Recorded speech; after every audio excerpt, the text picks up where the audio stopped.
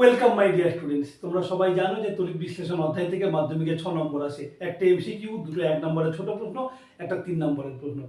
কিন্তু ঠিক কি উত্তর লিখলে তবে 6 6 পাওয়া যাবে, এটাই 90% স্টুডেন্টস জানে না। তো আমি আজকের এই ভিডিওতে 2023, 2024 এবং 2025 এই 3টে বছরের পারফেক্ট অ্যান্সার আলোচনা করতে চলেছি। না টেনে ভিডিওটা শেষ পর্যন্ত দেখো এবং হাতে লেখা এই যে পিডিএফ নোটটা, এটা তোমরা কিভাবে ফ্রি অফ কস্টে পেতে পারো সেটাও বলে দেবো ভিডিওর একদম শেষে।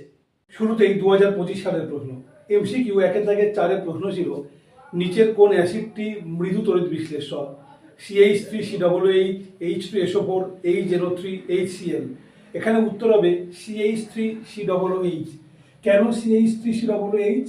এটা হলো অ্যাসিটিক অ্যাসিড, একটা জৈব অ্যাসিড, আর জৈব অ্যাসিড মানে হলো মৃদু অ্যাসিড বা মৃদু তড়িৎ বিশ্লেষ্য পদার্থ। সে কারণে উত্তর হবে CH3 COOH, অপশান এ। এবার 2-এর দাগের 3, নিচের বিবৃতিটি সত্য না মিথ্যা লেখো।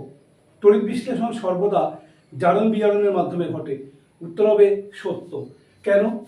যদি আমরা দেখি ভালো করে, ক্যাথোডে কি হয়, যেগুলো ক্যাটায়ন, সেই ক্যাটায়নগুলো ইলেকট্রন গ্রহণ করে পরমাণুতে পরিণত হয় বা মৌলে পরিণত হয়, অর্থাৎ এখানে বিজারণ হচ্ছে।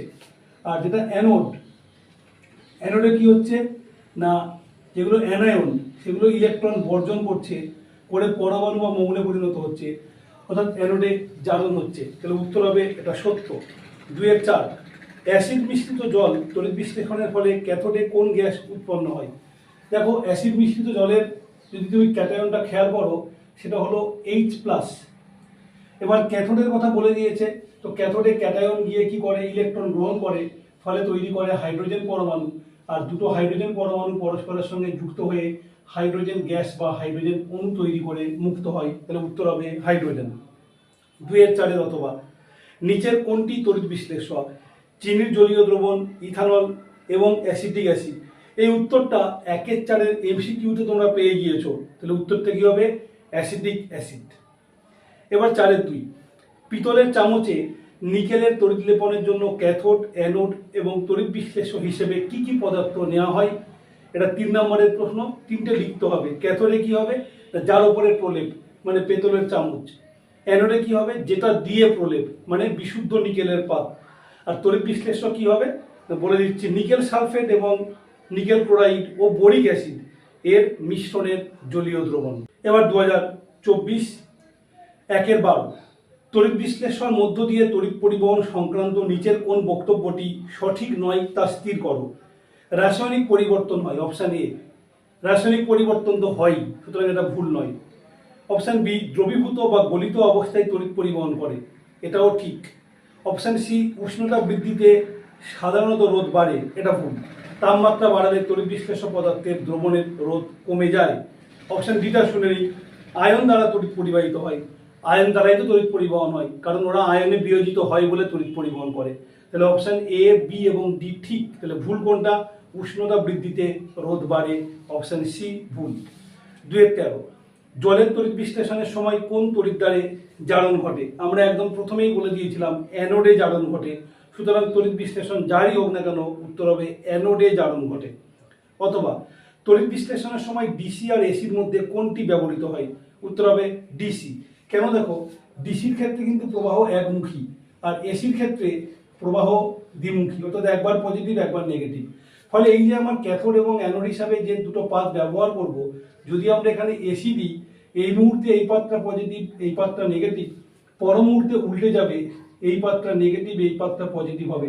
সুতরাং তড়িৎ বিশ্লেষণে খুব অসুবিধা হবে। এই কারণে ডিসি ব্যবহার করা হয়। কারণ ডিসি ব্যবহার করলে কি হবে, যে পাত পজিটিভ সবসময়ের জন্য পজিটিভ, যে পাত নেগেটিভ সবসময়ের জন্য নেগেটিভ, সুতরাং সুবিধা হবে। এবারে প্রশ্ন ছিল 2-এর 14, HCl গ্যাসের জলীয় দ্রবণ তড়িৎ পরিবহন করে কেন? একটাই উত্তর, তড়িৎ পরিবহনের জন্য দরকার হচ্ছে মুক্ত আধান বা আয়ন। উত্তরটা আমি এখানে কি লিখেছি, HCl গ্যাসের জলীয় দ্রবণে প্রচুর মুক্ত আয়ন থাকে, যেমন H+, H3O+, Cl-, OH-, তাই তার তড়িৎ পরিবহন করে। এবার বড় প্রশ্ন, 4-এর দাগের 10, তড়িৎ লেপনের উদ্দেশ্য কি? এটা 2 নম্বর। আর কোনো বস্তুর ওপর সোনার প্রলেপ দিতে তড়িৎ বিশ্লেষ্য হিসাবে কি ব্যবহার করা হয়? তড়িৎ লেপনের উদ্দেশ্য দুটো লিখবো 2 নম্বরের জন্য। 1, সক্রিয় ধাতুকে জলবায়ুর হাত থেকে রক্ষা করা, আর 2 তুলনামূলক কম দামি ধাতুকে সুন্দর করে তোলা। আর কোনো বস্তুর ওপর সোনার প্রলেপ দেওয়ার জন্য তড়িৎ বিশ্লেষ্য হিসাবে কি নেব? আমরা নেব পটাশিয়াম অরোসায়ানাইডের জলীয় দ্রবণ, পটাশিয়াম অরোসায়ানাইড KAuCN2, KAuCN2, পটাশিয়াম অরোসায়ানাইড এর জলীয় দ্রবণ। এবারে এই ভিডিওর জন্য বেছে নেওয়া একদম শেষ যে বছর 2023 সেটা আলোচনা করছি। 1-12 প্রশ্ন করেছিল তড়িৎ বিশ্লেষণ পদ্ধতিতে অ্যালুমিনিয়াম নিষ্কাশনে যে গলিত মিশ্রণ ব্যবহার করা হয় তাতে ক্রায়োলাইট ও ফ্লুওস্পারের সঙ্গে নিচের কোনটি থাকে? অনার্দ্র aluminium chloride, aluminium hydroxide, aluminium sulphate, বিশুদ্ধ অ্যালুমিনা। হবে বিশুদ্ধ alumina, option D is correct. 2-13 তড়িৎ বিশ্লেষণ পদ্ধতিতে অশুদ্ধ কপার ধাতুর পরিশোধনে কোন তড়িৎদ্বারের ভর বৃদ্ধি পায়? উত্তর ক্যাথোড তড়িৎদ্বার। কেন? যেটা ক্যাথোড সেটা নেগেটিভ নিজে থেকে, তাই এটা ক্যাটায়ন অর্থাৎ Cu+2 আয়নকে আকর্ষণ করে এবং এই পাত স্পর্শ করলে সঙ্গে সঙ্গে দুটো ইলেকট্রন গ্রহণ হয়ে এটা কপারে পরিণত হয় এবং এই কপার যেহেতু কঠিন পদার্থ তাই এর গায়ে জমবে, তাই ক্যাথোডের ভর বৃদ্ধি পাবে। অথবা 2-13 অথবা রূপোর ওপর গোল্ডের তড়িৎ লেপনে তড়িৎ বিশ্লেষ্য রূপে কি ব্যবহৃত হয়? একটু আগেই বলেছি, গোল্ড বা সোনা এর তড়িৎ বিশ্লেষ্য যখনই করবে, যখনই তুমি এর লেপন দেবে, তোমাকে নিতে হবে পটাশিয়াম অরোসায়ানাইড KAuCN2। ওকে। 2-14 শূন্যস্থান পূরণ করো। তড়িৎ বিশ্লেষণের সময় তড়িৎ বিশ্লেষ্যর মধ্য দিয়ে তড়িৎ পরিবহন করে ড্যাশ। উত্তর হবে আয়ন। তবে তুমি এভাবে লিখতে পারো ক্যাটায়ন ও অ্যানায়ন, তাহলে ব্যাপারটা আরো ইজি হবে, আরো সুন্দর হবে। আয়ন লিখলেও কারেক্ট, ক্যাটায়ন ও অ্যানায়ন ব্রেক করে লিখলেও ঠিক আছে।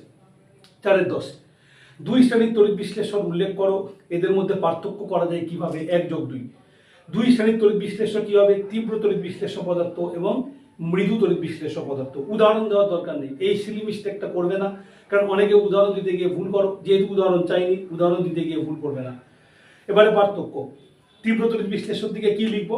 1 নম্বরে এর জলীয় দ্রবণ ও গলিত অবস্থায় কেবলমাত্র আয়ন থাকে, আর ঠিক তার করসপন্ডিং মৃদুর দিকে লিখছি এর জলীয় দ্রবণে আয়ন ও অণু 2 থাকে। 2 নম্বর পয়েন্ট, তীব্রর দিকে লিখছি গলিত পদার্থ ও জলীয় দ্রবণ খুব ভালো তড়িৎ পরিবহন করে, করসপন্ডিং পয়েন্ট 2 নম্বরে গলিত পদার্থ ও জলীয় দ্রবণ তড়িৎ পরিবাহী হিসেবে দুর্বল। আর শেষ পয়েন্ট লিখছি তীব্রর দিকে দ্রবণ লঘু করে পরিবাহিতা বৃদ্ধি করা যায় না, আর ওদিকে লিখছি দ্রবণ লঘু করে দ্রবণের তড়িৎ পরিবাহিতা বাড়ে। কেন? যেহেতু মৃদু তড়িৎ বিশ্লেষ্য পদার্থের জলীয় দ্রবণে তুমি দেখতে পাবে যে কিছু কিছু অংশ বিয়োজিত হয়েছে আয়নে, আর কিছু অংশ হয়নি। যেই জল বাড়াবে, যেটুকু আয়নে বিয়োজিত হয়নি তারও কিছু অংশ আয়নে বিয়োজিত হবে, মানে আয়নীভবনের মাত্রা বাড়বে, সেই জন্য তার পরিবাহিতা বাড়বে।